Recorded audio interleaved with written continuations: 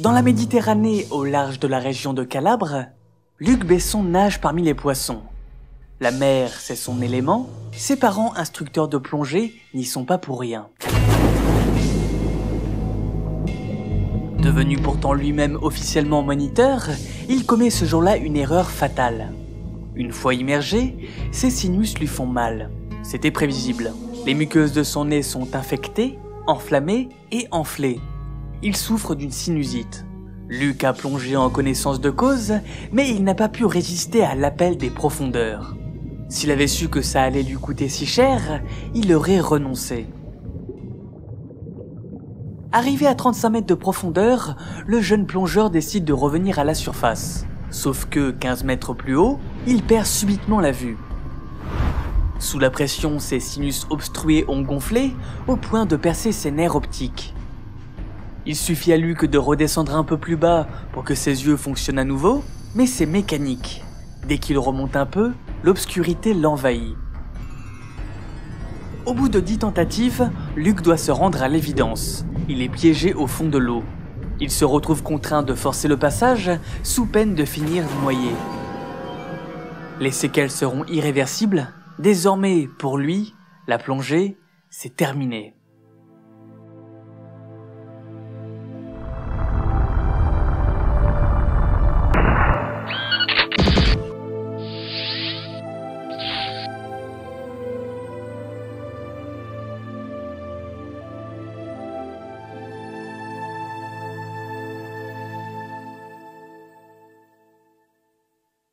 Lorsque le verdict tombe, Luc est jeune, il a 17 ans. Ce n'est pas pour autant qu'il en est à son premier déboire, les choses avaient déjà commencé à se gâter quelques années auparavant à la séparation de ses parents. Non seulement ce divorce le fit revenir à Paris alors qu'il s'était habitué à une existence de rêve au bord de l'eau, en Grèce et en Croatie 2 années durant, mais cela lui valut également d'être mis en pension à Colomiers. Ce qui était un tout petit peu problématique, c'est des parents qui divorcent, des familles qui se recréent. Donc mon père avait des enfants, ma mère avait des enfants. Et puis, étant un peu le seul élément de ce couple qui n'a pas marché, on me met en pension. Voilà, donc c'est ça que j'ai mal vécu en fait. C'est le sentiment de se dire, je ne suis le souvenir que d'une chose qui n'a pas marché. Loin de la nature ainsi que de ses 2 parents qui ont chacun de leur côté refondé une famille, la soudaine impossibilité de plonger est un coup dur supplémentaire pour un garçon qui continuait à s'adonner assidûment à sa passion malgré la distance. Pour combler le vide, il lui faut rapidement trouver une nouvelle occupation dans laquelle il puisse investir son énergie débordante. La synthèse de ses centres d'intérêt tels que la musique, la peinture, la photo et l'écriture semble converger vers le cinéma. Lorsqu'il assiste au tournage d'un court-métrage de Patrick Grandperret, un ami du beau-père de Luc, sa supposition se confirme. I went on the set of a short film, just wondering, yeah, maybe it's cool, and I came on the set, and I literally fall in love. That was it. Yeah. Fall in love. Yeah. Le matériel qui vrombit, les techniciens, le dialogue entre le metteur en scène et l'acteur, l'adolescent tombe immédiatement sous le charme de l'ambiance des plateaux. N'étant pas cinéphile, c'est d'abord pour elle qu'il choisit le 7e art. C'est un choix qu'il qualifie de social, un moyen de concentrer ses efforts, de suivre un chemin et de se faire une place dans un environnement urbain qui lui est peu familier. En outre, le métier nécessite un engagement total, autorise peu de répit, peu de week-end et un rythme de travail intense correspondant à la grande vigueur de l'ex-plongeur. Voyant le désir naissant de Luc de travailler dans cette branche, Grandperret prend ce dernier comme assistant sur un autre court-métrage et l'aidera même à faire le sien. Toutefois, le réalisateur précisera plus tard que la réussite du futur cinéaste star n'est due en aucun cas à son petit coup de pouce, mais bien à une force d'une intensité rare, celle-là même qui lui avait permis dans un premier temps de ne jamais lâcher la plongée alors qu'il résidait à milieu de la mer et qui lui donnera par la suite accès au petit milieu fermé du cinéma. Beaucoup de jeunes trouvent toujours de bonnes raisons pour ne pas faire les choses, sans s'avouer qu'ils n'ont tout simplement pas assez envie de les faire, écrira Luc Besson une quinzaine d'années plus tard. Lui a envie de faire, très envie même. Faire, c'est précisément son maître mot. Après être tombé amoureux du plateau de tournage de Grandperret, il ne tarde pas à prendre une décision. Went back home say to my mom, I'm going to make films. She said, yeah, good, finish your school. I said, no, I don't understand. I'm not going to school tomorrow. I'm leaving the house and I'm going to Paris and I'm going to make film. So I leave my family in the house 24 hours after. No. Oh, wow. Yeah. Wow. And that was it. Don't do it. Luc a beau être en terminale et à 2 doigts du baccalauréat, il quitte le lycée et déserte sa pension. Ce qu'il ne précise pas, pour accroître son mérite aux yeux de ceux qui l'écoutent, comme il le fait dans la plupart de ses interviews, c'est que son père, chef du village du Club Med de Tignes, demande à Pierre et Marc Jolivet, des comiques populaires qui donnaient des spectacles dans les centres de vacances, de le faire venir à Paris pour qu'il puisse tenter sa chance. C'est une occasion en or que d'être mis en relation avec ses frères, eux-mêmes fils de comédiens, d'autant plus qu'ils permettent à Luc de s'installer dans les beaux quartiers et de devenir le colocataire d'un aspirant comédien, Richard Anconina, de quoi baigner dans un milieu qui amène les rencontres et les opportunités. Sur place, Luc se met à visionner des films dans les salles, à consommer nombre d'ouvrages techniques et à s'immiscer, souvent sans autorisation, sur les tournages. En plus de son dynamisme naturel, il se découvre une nouvelle aptitude, la capacité d'assimiler les choses à vitesse grand V. Cela n'empêche pas les débuts d'être compliqués. Sa stratégie ? Faire en sorte d'être un élément intéressant pour les employeurs, c'est-à-dire volontaire, motivé et, surtout, gratuit. Il ne réclame aucun salaire, juste de quoi être nourri. Être présent à un tournage n'a pas de prix à ses yeux. Avec le temps, sans s'en apercevoir tout de suite, il se retrouve tournant dans le circuit. D'abord en tant que stagiaire, puis en tant que réel membre du staff. Pour ce qui est du poste de réalisateur, il n'y pense pas. Sa première tentative, La Petite Sirène, fabriquée lors de son service militaire, l'histoire d'un apnéiste rencontrant une sirène, s'est avérée être un désastre. Il estime à 10 ans le temps nécessaire pour se roder. C'est pourtant cette même année que le jeune cinéaste se verra réaliser son premier court-métrage, grâce à celui qui lui mit le pied à l'étrier, Pierre Jolivet. J'aurais bien aimé qu'on me tende la main un peu plus au début. Il y en a quelques-uns qui l'ont fait, comme Pierre Jolivet. Pierre Jolivet est à cette époque le seul ami de Luc dans le métier, le seul à croire en lui. Toutefois, leur relation va rapidement se dégrader. Jolivet dira de Luc 30 ans plus tard que... C'est un gros enfoiré, oui. Comment celui qui mettait autant d'espoir en Luc Besson en est venu à avoir une telle opinion de ce dernier? Revenons en 1981. Durant cette période, les deux se retrouvent donc sur le plan de l'amitié et également sur celui du labeur. Pierre Jolivet est un acharné du travail, un ancien sketchman qui, en faisant de la radio, s'est vu proposer de faire du cinéma, en plus de continuer à faire de la chanson et du théâtre. Un jour, rencontrant des problèmes pour vendre son 33 tours, il est ravi d'apprendre que Luc a pour intention de le dépanner en lui réalisant un clip. Au cours du tournage, ce dernier se prouve à lui-même qu'il est finalement capable de revêtir la casquette du chef d'orchestre bien plus tôt qu'il ne l'avait prévu. Une fois le film dans la boîte, le jeune cinéaste n'a plus qu'une envie, en tourner un autre. En collaboration avec Pierre, avec qui il a pris l'habitude d'écrire, il élabore son premier vrai court-métrage, l'avant-dernier.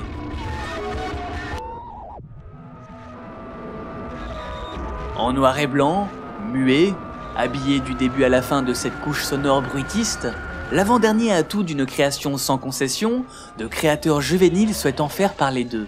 Et, assurément, elle n'a rien de commun avec les productions françaises d'alors. Cela n'est pas un hasard, le cinéma qu'affectionne Luc Besson est surtout anglophone. L'ambiance post-apocalyptique que l'on retrouve ici est typique de celle qu'appréciaient les jeunes de l'époque, un temps où Mad Max connaissait un succès planétaire. L'avant-dernier n'aura aucun impact particulier sur la carrière de Luc, mais son adaptation au long métrage intitulé Le Dernier Combat, elle, la propulsera.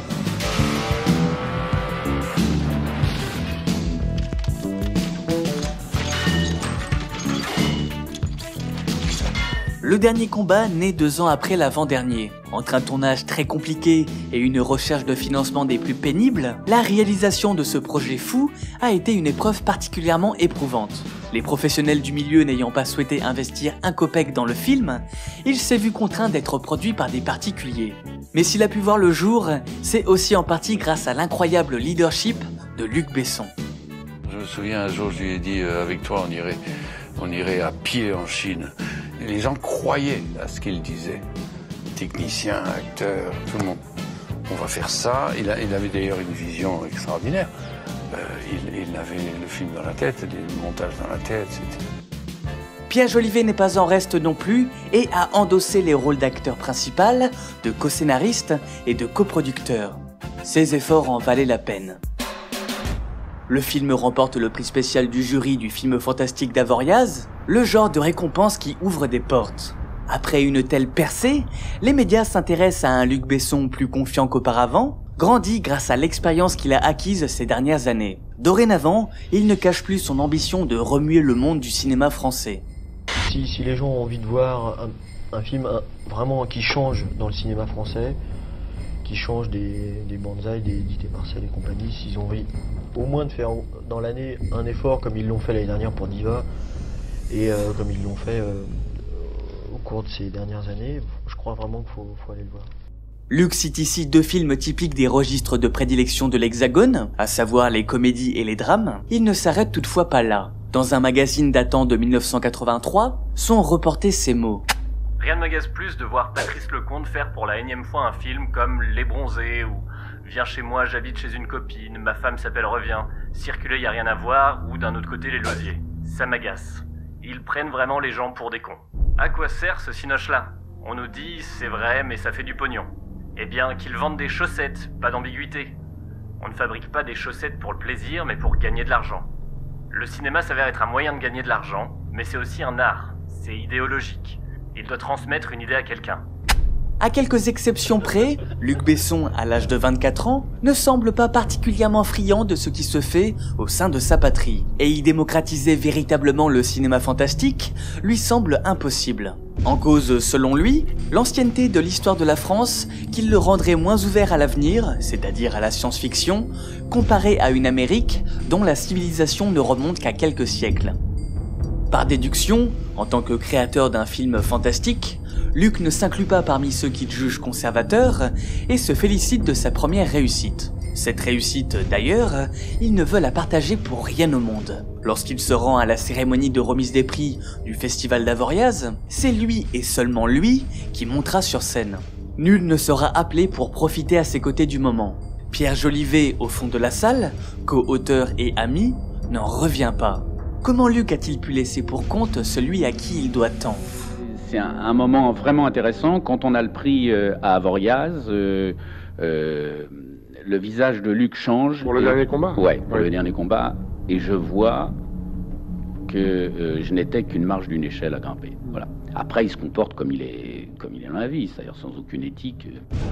Luc Besson a beau avoir rendu hommage à son collaborateur à de nombreuses reprises. Pierre Jolivet qui est quand même co-scénariste, co-producteur du film, co-auteur et acteur principal. Qui fait beaucoup pour un seul homme. Il n'a cette fois-ci pas pu, dans un besoin irrépressible de reconnaissance, s'empêcher de monopoliser l'attention. Pierre Jolivet ne lui pardonnera jamais. Néanmoins, cette scission était inévitable. Les deux cinéastes ont une vision profondément différente du cinéma, et cela va se confirmer dès le second long métrage de Luc Besson, au départ coécrit avec Jolivet, Subway. How can I keep on smiling at every guy? À l'origine, Subway devait être un film noir prenant place dans le métro. Quelque chose de plus proche du goût de Pierre. C'était plus cradingue, quoi. J'avais envie d'un métro sale, noir, qui pue. Je veux dire que là où il y a la sueur de 6h du soir. Une histoire terre-à-terre décrivant une réalité sociale, c'est ce qui intéressait Jolivet.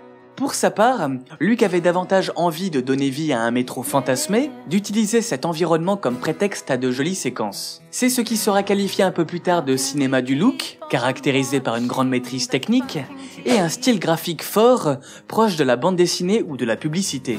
Les détracteurs reprocheront souvent à ce type de film un scénario léger s'intéressant peu ou pas aux problèmes sociaux et sociétaux, et des personnages qui manquent de réalisme psychologique. Mais le jeune Luc l'assume, il voulait faire un film de divertissement visuellement intéressant. C'est vrai que le film pour moi c'est un film pour les 14-19 ans, parce que ou pour les autres, pour les adultes, mais à une condition, c'est qu'ils aient suffisamment de courage pour aller au cinéma sans a priori. C'est-à-dire aller au cinéma pour le plaisir, point. Et je crois que la seule façon de voir Subway et de l'apprécier, c'est de rentrer et avoir envie pendant 1h30 d'être ailleurs. L'un qui propose de s'évader de la réalité et l'autre de s'y ancrer, on peut difficilement faire des intentions cinématographiques plus opposées. Subway signera donc la séparation définitive de Jolivet et Besson. Et donc, au moment où il réalise Subway, vous êtes déjà... Ah bon, on s'est séparés. Parce que moi, oui, parce que moi, j'ai pas envie d'écrire un vidéoclip, donc je souscris pas du tout aux nouvelles versions. Tu sais que ça va être un vidéoclip, ouais, et que ce n'est pas ce que tu as écrit. Bah, pas du tout, c'est pas du tout le cinéma vers lequel j'ai envie d'aller. À partir de là, Pierre Jolivet deviendra un réalisateur reconnu de films d'auteur, tandis que Luc Besson, dont la carrière est maintenant lancée grâce au succès de Subway, persistera à mettre en scène ses récits décalés, ayant pour vocation de faire voyager dans une autre dimension, la sienne. Prochaine destination, l'univers de son enfance, la mer avec le Grand Bleu.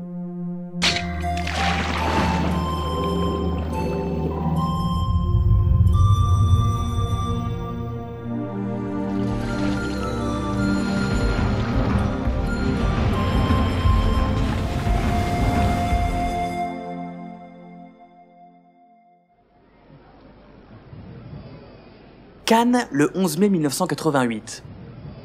La traditionnelle montée des marches bat son plein quand, soudain, un son retentit.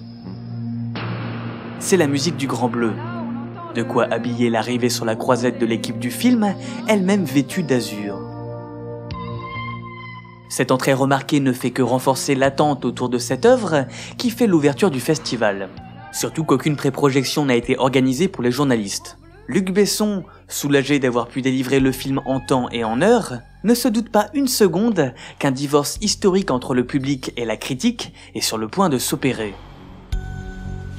Alors, après toutes ces années, je pense que tu dois avoir des questions à me poser, c'est pas vrai? Ouais, des tas de questions.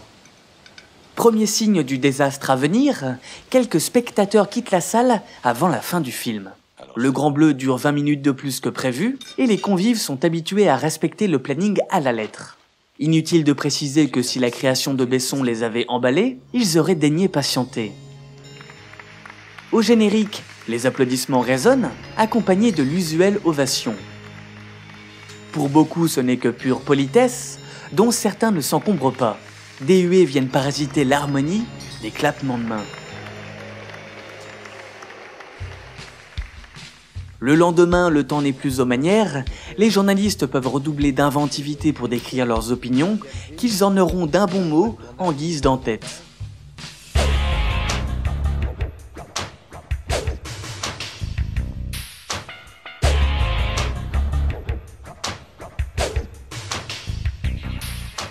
À l'écrit, les critiques sont virulentes, à l'oral, ce n'est pas mieux.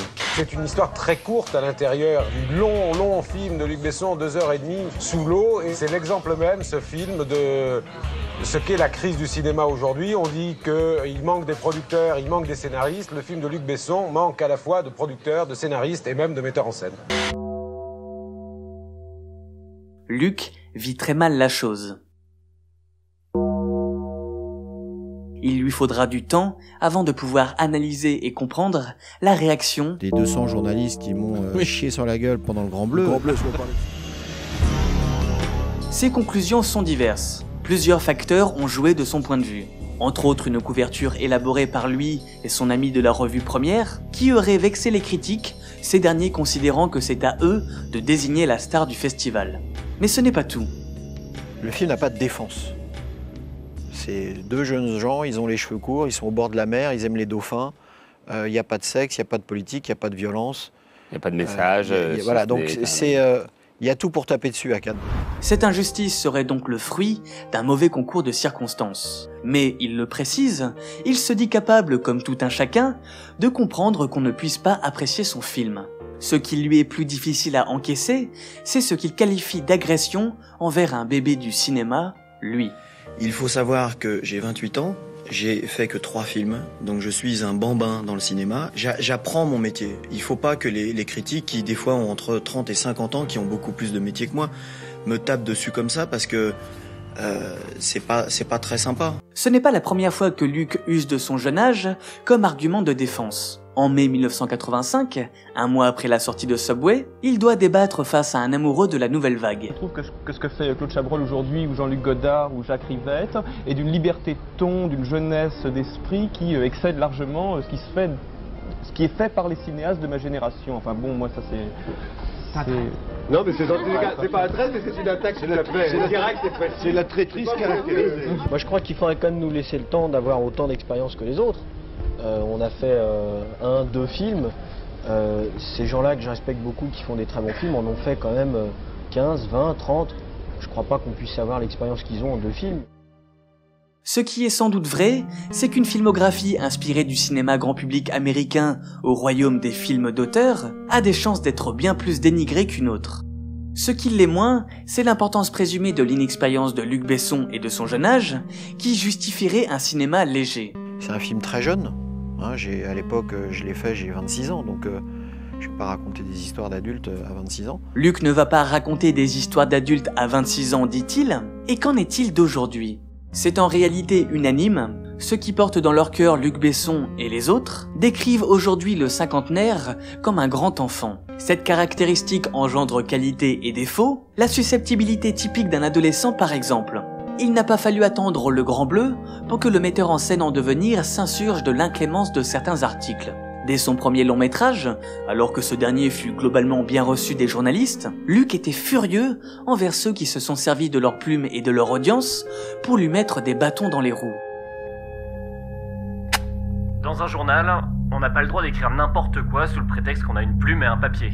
Je suis fou de colère à propos d'une fille qui s'appelle CG, qui est journaliste au Monde. Son article commence par « Tous les hommes de ce film passent leur temps à sauter des poupées gonflables ». Est-ce que vraiment c'est le film ? J'ai parlé à beaucoup de femmes de cette scène, aucune ne l'a ressenti comme une attaque personnelle. Faut pas délirer non plus. Des trucs comme ça me mettent les boules, parce que c'est lu par 2000 personnes, et que je trouve qu'on n'a pas le droit de faire passer ce mépris personnel pour des raisons qui me sont inconnues. Tu dirais ça à un mec qui passe 1 an sans se payer à essayer de faire un film, qui a quand même 3 prix, 2 à Avoriaz et 1 à Bruxelles. Il y a quand même un minimum de respect à avoir envers les gens.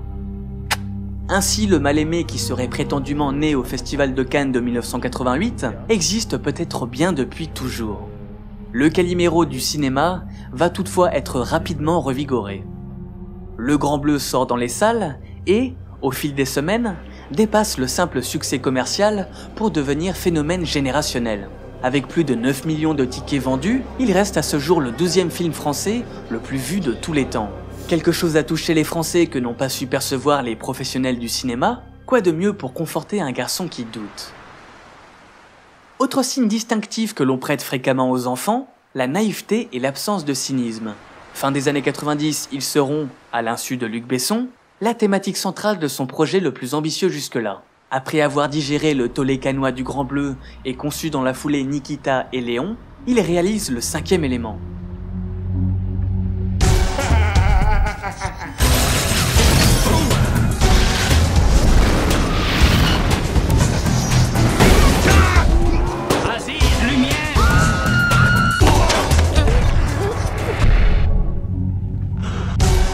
Luc est au sommet de son art. Depuis qu'il a pris l'habitude de tourner en anglais, les portes de l'Amérique se sont ouvertes à lui. À présent, il vise un public international avec pour démarche première d'offrir le rôle principal à un acteur américain en vogue, Bruce Willis. En résulte un film inventif, drôle, rythmé, épique, agréable à l'œil et à l'oreille, servi par la musique d'Eric Serra, compositeur de la plupart des bandes originales des créations de Besson, une des composantes clés du succès de ces dernières.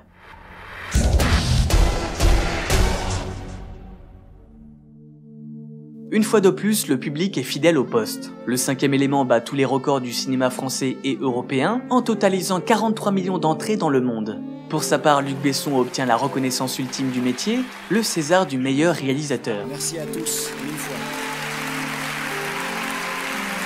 La joie aurait dû être immense, il n'en est rien. La fatigue, la nostalgie et le doute sortiront vainqueurs de cette expérience. L'artiste peut-il encore exister quand la toile est si grande et si lourde à porter ? Regret aussi car, pour beaucoup de gens, la forme l'a souvent emporté sur le fond et cela me pose un véritable problème. Le film était pour moi beaucoup plus intime, centré sur le 5e élément qui représente à la fois la vie, l'amour et l'art. Une sorte de modèle, de réflexion, de miroir, de voie à explorer pour mieux vivre avec les autres, avec soi-même, en paix. Mon ambition était trop grande. Être à la fois divertissant et philosophe n'était donc pas à ma portée. Derrière des récits aux allures de superproduction américaine impersonnelle se cachent des éléments de la vie de Luc Besson. Ce dernier met beaucoup de lui-même dans chacune de ses créations et prend au sérieux ce qu'il écrit. C'est un point qu'il revendique toujours aujourd'hui. Aux côtés des scènes d'action et des effets spéciaux, il insuffle de la matière grise. Non, ce qui est bien surtout, c'est que ça fait un peu réfléchir aussi, quoi. Ça bastonne, il y a de l'action et tout, on en prend plein les mirettes, mais en même temps, voilà, on se pose des questions sur nous, quoi, sur la race humaine, sur tout ça, donc c'est intéressant. It's not so easy to mix a thriller with action and philosophy, you know, but I try.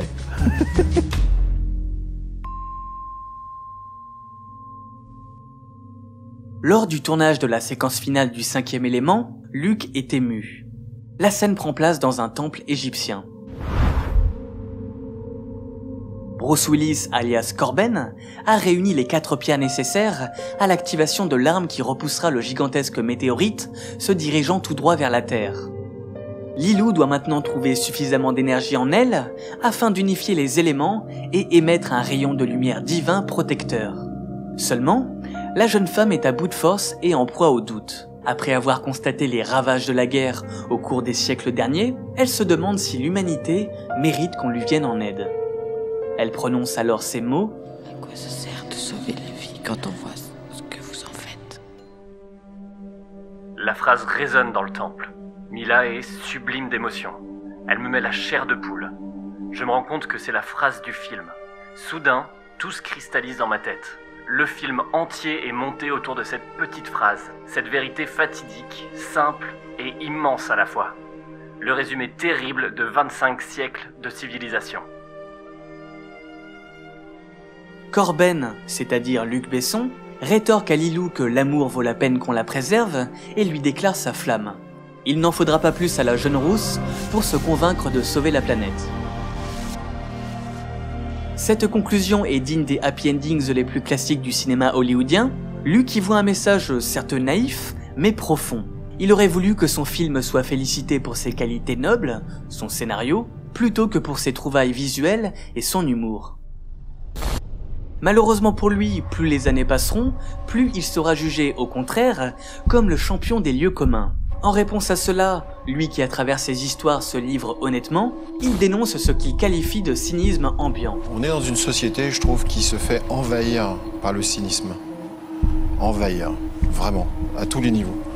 Et c'est assez étonnant que le cœur, l'amour, que même si c'est un peu naïf, c'est étonnant que ça devienne suspect au bout d'un moment. Non, mais il y a à la fois beaucoup de cynisme et en même temps un culte de l'émotion. C'est-à-dire comme si ce qui avait été évacué, c'est pas l'émotion, c'est la raison. C'est pas un culte, c'est la vérité, l'émotion.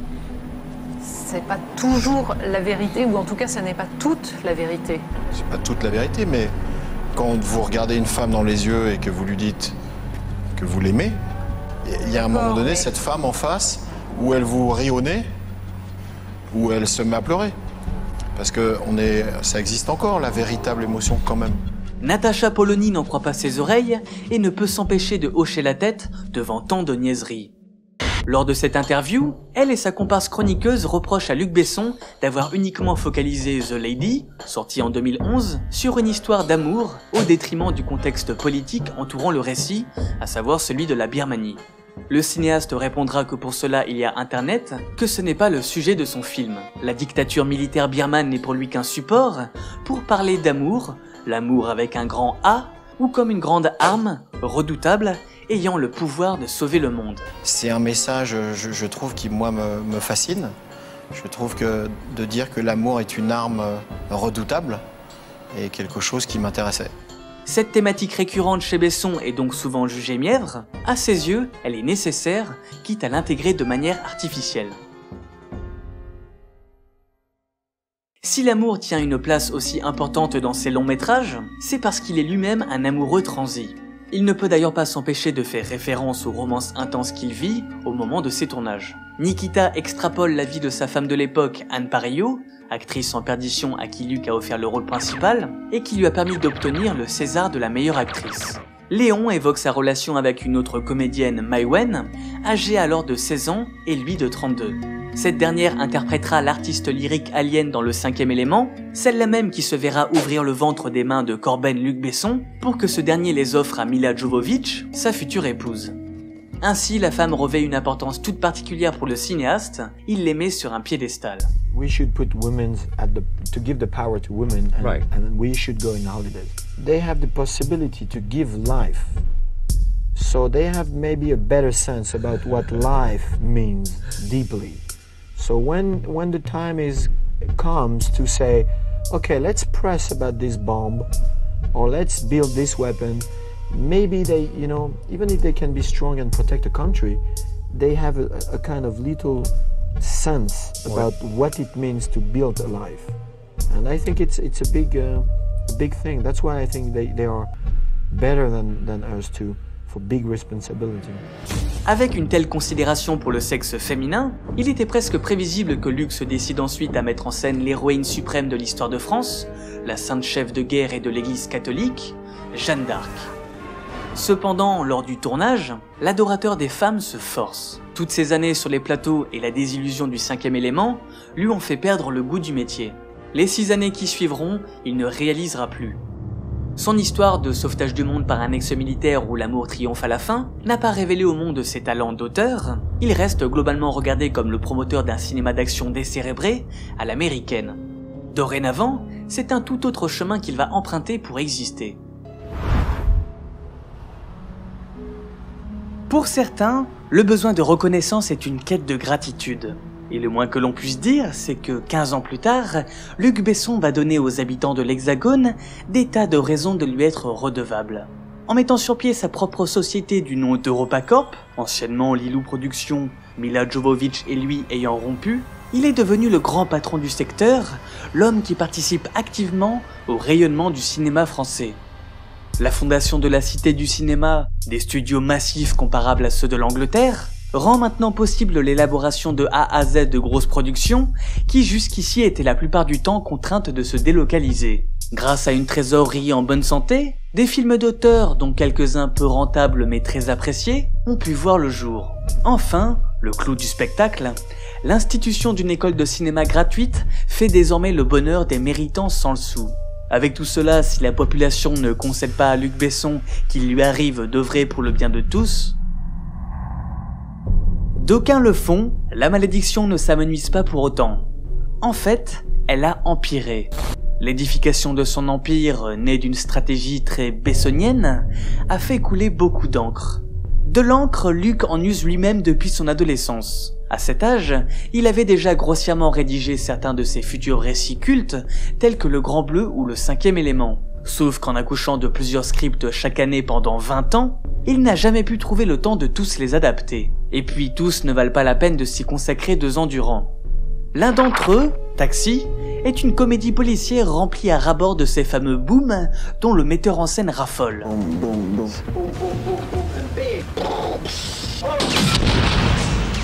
Pas de quoi en tirer une grande fierté, il entend bien, cela ne lui empêche pas d'imaginer cette histoire de bon cœur. Ce qu'il faut savoir, c'est que quand je m'assois au tout début et que je commence à écrire cette histoire, déjà, moi, je ris beaucoup. Oui.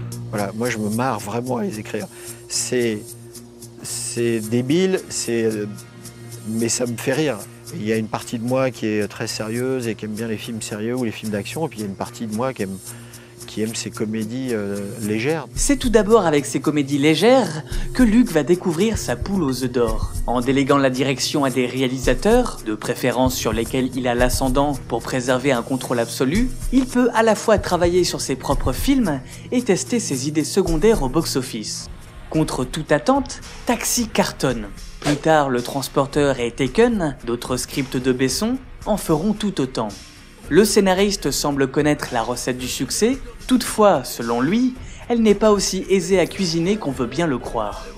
C'est toujours facile après de dire Ah bah oui, bon, c'est facile, il a mis un peu de ça, un peu de ci, un peu de ça. Mais d'abord, il n'y a pas de recette, il faut faire avec son cœur. Et puis il y a aussi des films qui ne marchent pas. Et puis de temps en temps, il y a, comme les taxis, des films qui sont des phénomènes.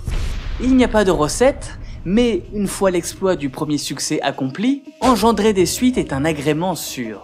L'objectif étant maintenant uniquement celui de capitaliser sur une franchise populaire, le soin apporté à l'écriture en pâtit lourdement. Avec cette mécanique teintée du fameux cynisme que Luc Besson exècre, le créatif se transforme en producteur de Major, le vendeur de chaussettes qu'il dénonçait à l'aube de sa carrière. Encore une manière d'éloigner le cinéaste du statut d'artiste. De surcroît, il doit faire face au procès à répétition, habituel aux États-Unis, mais rare en France. À chaque fois que je fais un film maintenant, j'ai un procès pour plagiat. À chaque fois. J'en ai eu 10 comme ça. Je les ai tous gagnés parce que je n'ai jamais plagié personne. J'ai écrit plus de 130 scripts dans ma vie. Je sais où je les écris, je sais quand je les écris. Et j'ai pas besoin, il y a assez de films à faire comme ça pour plagier ceux des autres. Quelle que soit l'issue de ces litiges, l'image de Luc est sérieusement entachée, et ses nombreux antécédents d'entubeurs sans éthique ont laissé des marques dans le métier. À chacun de ses gestes on le soupçonne, notamment lors de l'épisode de la Cité du cinéma. Pour la bâtir, on lui reproche d'avoir détourné des fonds publics. Moi je me sens d'abord très sali, vraiment, sali, et c'est la première fois que ça me fait ça, parce que les films... Tout le monde peut aimer un film, tout le monde peut détester un film. Mais là, quand l'attaque devient personnelle, moi ça fait 20 ans que j'aurais pu partir à Los Angeles, je serais beaucoup plus riche, beaucoup plus tranquille. Et ça fait 20 ans que je reste ici, ça fait 20 ans que je reste dans mon pays. J'ai envie de monter des studios, j'ai envie que ça marche pour mon pays parce que j'ai l'impression de lui devoir ça. Puisque c'est lui qui m'a permis de sortir. Moi j'ai mis des biens personnels en caution, pouvoir louer ici pour que l'objet se fasse. Donc s'il y a bien un pigeon dans l'affaire et quelqu'un qui a misé de l'argent et qu'on a perdu, c'est moi, personne d'autre.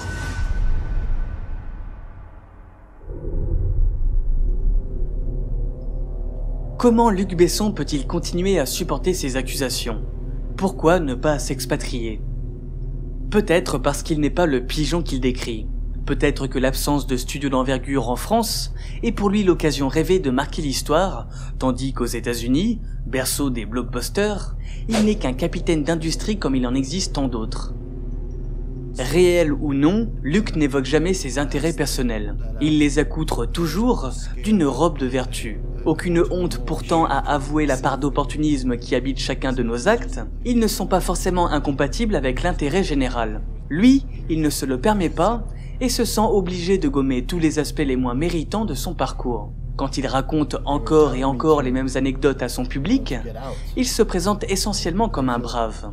Ici, il évoque à nouveau le grand jour où il décida de quitter sa maison pour le cinéma. So on the morning I came with my little suitcase and she said, "What are you doing?" I said, "I'm living, I'm gonna make films." "You're 17, all right?" And then I left.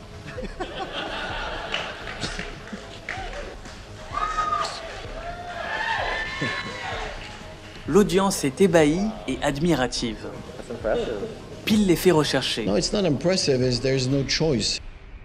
Évidemment, ne sera fait aucune mention des frères Jolivet et des beaux quartiers parisiens. Le piston n'est pas d'une saveur très héroïque. Luc Besson est pourtant un entrepreneur exceptionnel, un général de guerre. Son absence apparente de limite lui a causé bien des torts, il n'en reste pas moins que sa contribution pour la France est extraordinaire. Malencontreusement pour lui dans l'inconscient collectif, l'image d'un patron fortuné et producteur tyrannique est bien moins attrayante que celle du créateur. Or, pour un cinéaste, il est somme toute naturel que ce qui l'intéresse, c'est d'avoir le beau rôle. Seul un film pourrait l'y aider. Après une décennie creuse et un retour au succès avec Lucie, Luc propose en 2017 Valérian, l'adaptation de la bande dessinée de sa jeunesse. Reste à savoir si les spectateurs sauront, cette fois-ci, déceler l'artiste qui sommeille en lui.